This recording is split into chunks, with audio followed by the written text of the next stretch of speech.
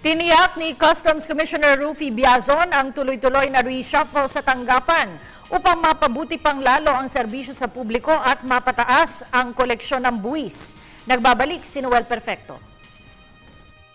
Hindi mag-iimi magtanggal ng mga taginaguriang balakid sa gabal si Customs Chief Rufy Biazon na siyang sanhian niya ng hindi pagkuha ng adwana ng target collections nito sa taong kasalukuyan.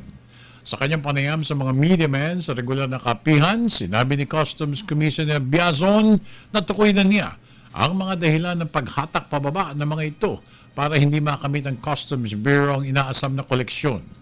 Mahalagang maipatupad na ang mga pagbabago at makahanap ng tamang kombinasyon ng mga tapat at mahusay na opisyales na muli magpapaangat ng imahe ng darating na mga araw.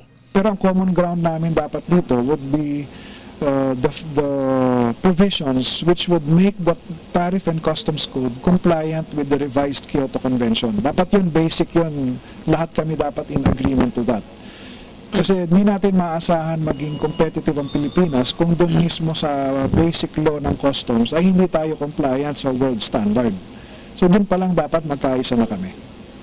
Simple lang aniya ang gagawin niyang pagbabago at wala siyang sisinuhin sa kampanyang ito at hindi siya magpapadala sa anuman tawag sa telepono ng mga maimpluwensyang personalidad dahil itutuloy niyang reshuffle anuman na mangyari. I will not bend backwards for them. So, but I will deal with them in a mature way and I think they will understand our position. I know they are reasonable people. Siyempre, meron lang sila mga recommendation if ever.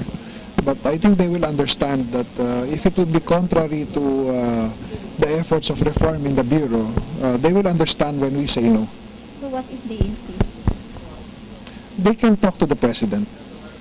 Maigting ang kampanya ng Bureau at hindi siya titigil hanggat hindi nawawala ang klase ng katiwalian sa adwana.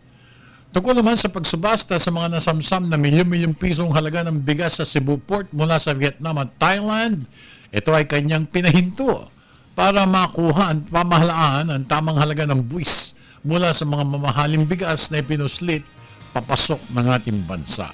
Para sa Telebisyon ng Bayan, ako naman si Noel Perfecto.